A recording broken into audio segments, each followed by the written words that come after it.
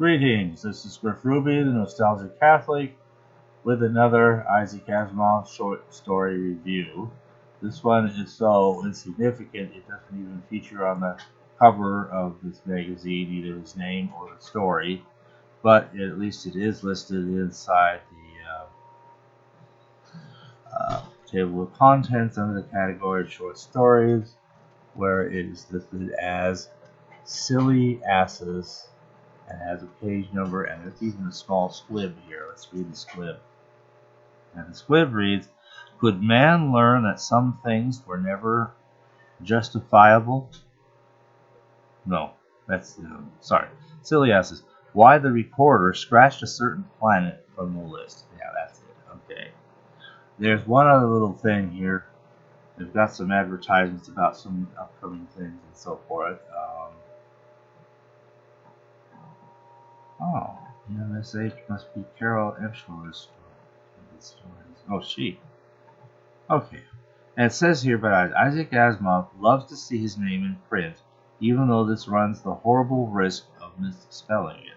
Most editors and readers also love to see it too. On the other hand, Michael Zeroy is just starting. It goes on about Michael Zeroy. So kind of an interesting little Isaac Asimov detail. So Silly Asses is listed as being on page 114. And as you can see, the whole thing just fits on one page. There's no blurb, there's no artwork, it's just on there. And I have discerned no differences whatsoever between its appearance there on the pages of Future Science Fiction, also February 1958 edition, and on the pages of this book by Jupiter. So, same story, Silly Asses.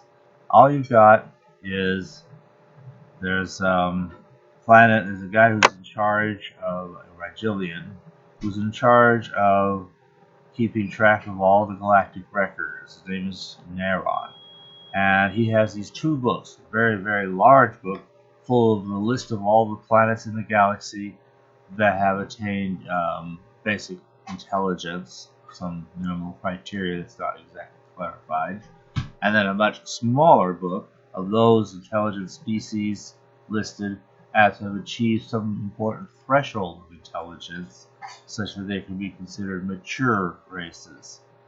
Kind of sounds like the sort of species we haven't seen in a long, long time that we used to have in the earlier days of Asimov's short stories, where there'd be these various federations of different alien beings and so forth.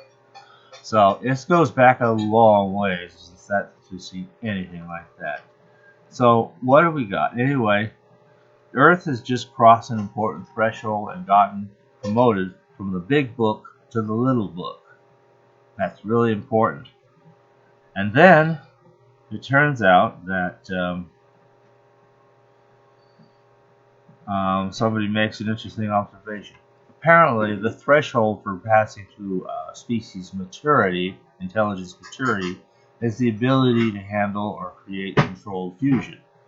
Which, strictly speaking, we didn't have so much controlled fusion as uncontrolled. Controlled fusion is, we've been working on that for a long time. They keep getting closer and closer. It's like, any year now, we should finally have some sort of a tokamak or a stellarator or something that will finally hold the plasma long enough to actually get more energy from the fusing atoms within it than it takes to ignite this thing in the first place.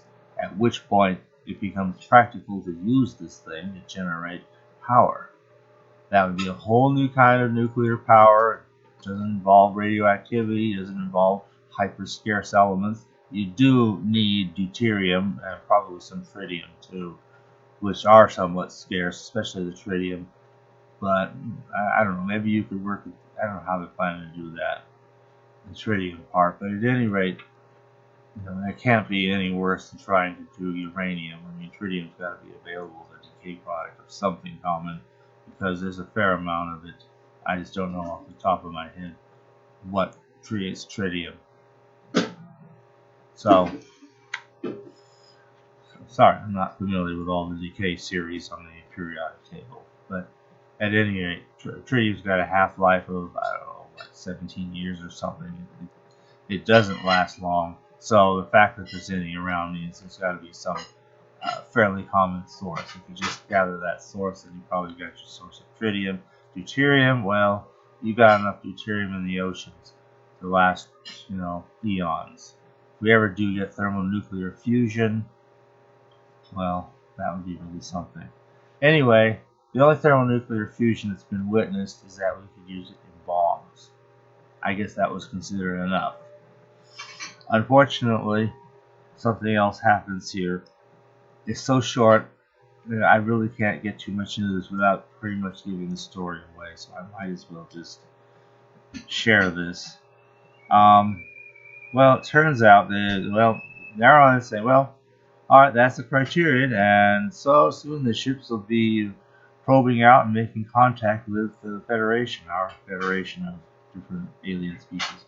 Actually, the observers tell us that they have not yet penetrated space. Not at all. Not even a space station? Not yet. But they have thermonuclear power. Where do they do their tests and detonation? On their own planet, sir. And then he rises 20 feet and thunders, on their own planet? Well, okay, there's one tiny typographical difference. In the original, it's kind of good. The word own, when the guy's answering this, is in italics. They didn't copy the italics to by Jupiter. Oh well. I think they got it's really good. They do this on their own planet? You're like, what are they, nuts? He lines them out and says, nope, they're not mature. He writes, though, a nice little introduction to this story in By Jupiter, however. Let me dig this up. And this would be Silly Asses. Let's see, 114, I think.